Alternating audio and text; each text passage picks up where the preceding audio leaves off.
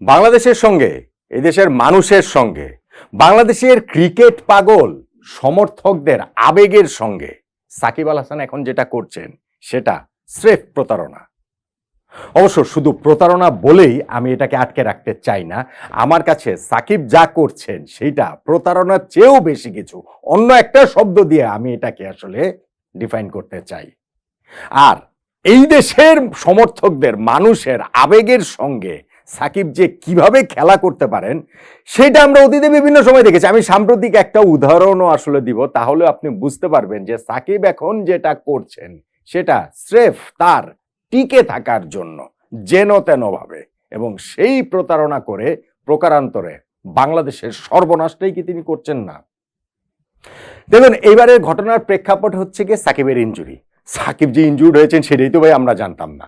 এই যে চেন্নাই টেস্ট চলছে, প্রথম ইনিংসটাতে সাকিব প্রথম 52 ওভার তাকে বোলিংই করানো হয়নি।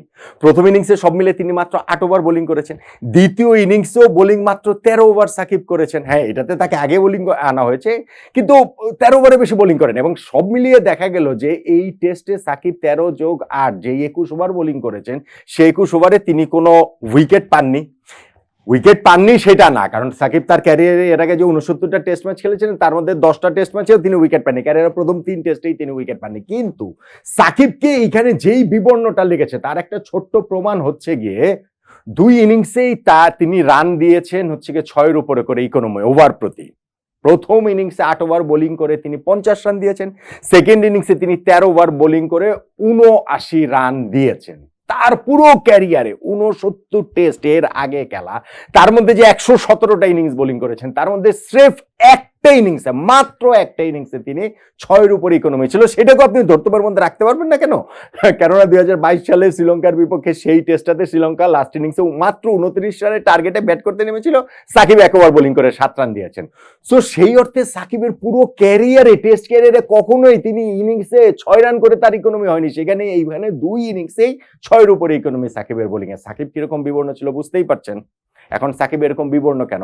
সাকিব ফর্ম হারিয়ে ফেললে একটা কথা, কিন্তু ধারাভাষ্য দিতে এসে মুরলী কার্তিক একটা বিস্ফোরক কথা বললেন, একটা ভয়ঙ্কর তথ্য তিনি দিলেন যে সাকিবের সঙ্গে এই দিনের খেলা শুরু হওয়ার আগে তিনি কথা বলছেন। মুরলী কার্তিক হচ্ছে গিয়ে ভারতের সাবেক বাহাতি স্পিনার, তিনি হচ্ছে গিয়ে এখন কমেন্ট্রি করেন। আজকে খেলা শুরু হওয়ার আগে সাকিবের সঙ্গে তিনি কথা বলেছিলেন এবং সেটা আমরা দেখেছি। সেই কথা কি কথা হয়েছে সেটা তো আমরা জানি না। মুরলী কার্তিক এসে ধারাভাষ্যে সেটা তিনি বললেন যে সাকিবের অবস্থাটা তিনি ফিল করতে পারছেন, কেননা সাকিবের যে স্পিনিং যে ফিঙ্গার সেখানটাতে একটা সার্জারি হয়েছে। স্পিনিং ফিঙ্গার মানে বা হাতের এই তর্জনীতে একটা সার্জারি হয়েছে, সেই জায়গাটা হচ্ছে গিয়ে ফুলে আছে। সাকিব ওইখানটাতে ব্যথা অনুভব করছেন, বলটাকে ফিলই করতে পারছে না। সাকিবের কাঁধেও সমস্যা রয়েছে, যেই কারণে সাকিবের বোলিংটা আসলে ওইরকম যথাযথ হচ্ছে না। কিছুক্ষণ পরে কমেন্ট্রিতে এসেছিলেন যে তামিম ইকবাল, যিনি এই টেস্টে কমেন্ট্রি করছেন, কমেন্ট্রির ডেবু মানে অফিসিয়াল ডেবু আমরা এক অর্থে বলতে পারি। সেইখানে তামিম প্রশ্ন তুলেছেন যে সাকিবের যদি এখানে বল গ্রিপ করতে সমস্যা হয়, তার মানে বাংলাদেশ এইখানটাতে মাত্র 4 জন ফ্রন্টলাইন বোলার নিয়ে খেলছে। এটা কি টিম ম্যানেজমেন্ট ম্যাচ শুরু হওয়ার আগে জানতো কিনা যে সাকিব ইনজুরিতে পড়েছে? টিম ম্যানেজমেন্টের এই প্রশ্নটার উত্তর দেওয়াটা প্রয়োজন। এখন আমি শুরুতে যেই কথাটা বলছিলাম যে প্রতারণা, চিটিং, এটা কি আর কোত্থেকে আসছে? কথাটা ভাই আসছে সাকিবের কাছ থেকে। সাকিবের সেই যে ইন্টারভিউ 2023 ওয়ানডে ওয়ার্ল্ড কাপের আগে, সেই ইন্টারভিউতে তামিমকে কটাক্ষ করে, তামিমকে খোঁচা মেরে অলমোস্ট পুরো ইন্টারভিউর 60% 70% সময় যে তিনি ব্যয় করেছেন, তার মধ্যে একটা ছিল হচ্ছে গিয়ে যে তামিমের ইনজুরি নিয়ে যদি খেলেন তাহলে তো হচ্ছে গিয়ে কেউ যদি হচ্ছে গিয়ে ফিট না থেকে খেলে তাহলে সেটা দলের সঙ্গে চিট করা হয়। তাহলে সাকিব আল হাসান এখন যদি ফিট না থেকে খেলেন সেটা দলের সঙ্গে চিট করা হচ্ছে না? এবং সেই ঘটনা কি 1 দিন 2 দিন করে ঘটছে? সেই ঘটনা তো টাইম এন্ড अगेन ঘটেই চলেছে। আমরা পরবর্তীতে জানতে পেরেছি 2023 এই ওয়ানডে ওয়ার্ল্ড কাপের সময়ই সাকিবের চোখের সমস্যাটা হয় এবং সেই সমস্যা সাকিব এখনো উত্তরণ করতে পারেনি। এখনো আমরা দেখছি যে হচ্ছে তিনি ম্যাচ খেলছেন, যে হেলমেট একটা স্ট্র্যাপ এভাবে কামড়ে ধরে রেখে তিনি ব্যাটিং করছেন। তিনি কি পুরোপুরি ফিট রয়েছেন? তিনি পুরোপুরি ফিট নেই। এবং যখন আজকে এই বিষয়টা যদি সামনে চলে আসে যে সত্যি যদি তার আঙ্গুলের সার্জারিটা আসলে হয়েছে কোন সময়, সেটা আমার একটা প্রশ্নের জায়গা। কেননা সাকিব পাকিস্তানের সঙ্গে যে টেস্ট ম্যাচটা খেললেন, সেই টেস্ট ম্যাচ খেলার পরপরই তিনি ইংল্যান্ডে চলে গেলেন। আমরা 3 সেপ্টেম্বর পর্যন্ত টেস্ট হয়েছে, সাকিব ইংল্যান্ডে গেছেন। 9 তারিখ থেকে তিনি কাউন্টি ম্যাচ খেলেছেন সারের হয়ে, 9, 10, 11, 12, 4 দিন ম্যাচ খেলে আবার তিনি ভারতে চলে গেছেন। 19 তারিখ থেকে আবার টেস্ট খেলছেন। ফলে সার্জারিটা কি এর মধ্যে হয়েছে? এর মধ্যে হওয়ার তো আমি কোনো সুযোগ দেখি না। কিন্তু সার্জারি এর মধ্যে হয়েছে কি হয়নি এইটার চেয়ে গুরুত্বপূর্ণ আমার কাছে মনে হয় মুরলী কার্তিক যেই কথাটা বলেছেন এটা যদি সত্যি হয় যে সাকিব ইনজুরিতে আছেন এবং সাকিবের আঙ্গুল ফুলে গেছে, তিনি বলটা ফিল করতে পারছেন না, তার কাদেরও সমস্যা রয়েছে। সো এত কিছু থাকা মানে তো সাকিবের আসলে বোলিং এ পুরোপুরি নির্বিষ হয়ে যাওয়া, সাকিবের এইখানটাতে ফুল এফোর্ট না দিতে পারা। ফুল এফোর্ট মানে কি, একটা স্পিনার যদি তার বোলিং ফিঙ্গারে যদি ফিলটা না পান তাহলে ভাই 50% 60% ওইখানেই চলে যায়। সাকিব তাহলে খেলছেন কেন, কি কারণে খেলছেন? এটা কি প্রতারণা না? তামিমের কথা তিনি যখন ওইভাবে বলতে পারেন যে ফিট না হয়ে খেললে সেটা চিট করা, তাহলে তিনি যে গত 6 মাস 8 মাস ধরে মোটা দাগে চোখের সমস্যা নিয়ে খেলছেন সেটা চিট করা না? এবং এইখানটাতে আঙ্গুলের এরকম সমস্যা নিয়ে, স্পিনিং ফিঙ্গারের এরকম একটা সমস্যা নিয়ে তিনি যে খেলছেন সেটা কি চিট করা না? অবশ্যই চিট করা। এবং সেই জায়গাটাতে আমার কাছে মনে হয় যে এই মানুষের মানে আমি বলছিলাম যে মানুষের আবেগটা নিয়ে তিনি কিভাবে খেলতে পারেন সেটা তিনি খুব ভালোভাবে জানেন, খুব ভালোভাবে তিনি বোঝেন কিভাবে কোন সময় কিভাবে কোনটা কাজে লাগাতে হয়।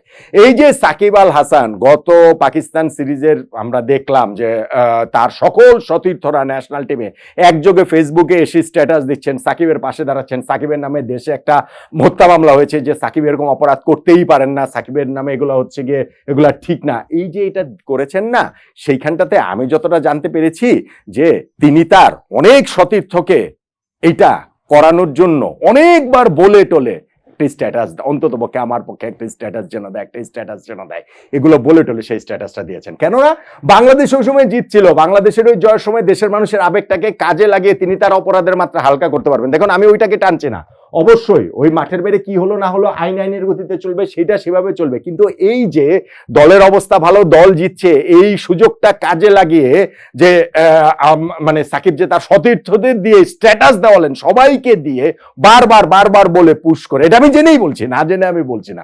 ইভেন আমি আপনাদেরকে এটাও বলি যে প্রধান উপদেষ্টার সঙ্গে যে দেখা হয়েছে সেই দেখা হওয়ার ডেটটাও যেন 14 তারিখে হয়, যে সাকিব কাউন্টিটা খেলে ঢাকায় এসে ওই 14 তারিখে দেখা করে তারপরে যেন যেতে পারেন, তাতে তার সকল অপরাধ যেন হালকা হয়ে যায়, সেই চেষ্টাও তিনি করেছিলেন। ওই সময় মতো সাকিবের কথা অনুযায়ী তো আর অন্তর্বর্তী সরকারের প্রধান উপদেষ্টা ডক্টর মোহাম্মদ ইউনূস তার টাইমটা সেট হবে না, ফলে সেই জিনিসটা হয়নি। সো সাকিব সেই আবেগটাকে ভালোভাবে কাজে লাগাতেছেন। আর এখন যখন তিনি ফিট না থেকে খেলছেন, এইটা ভাই বাংলাদেশ টিমের সঙ্গে তার কথা অনুযায়ী চিট করা।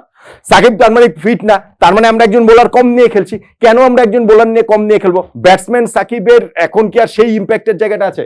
সেই ক্ষেত্রে তো আমরা এইখানটাতে আরেকজন স্পিনার হিসেবে তাইজুলকে কিংবা নাইম হাসানকে একাদশে অন্তর্ভুক্ত করতে পারতাম।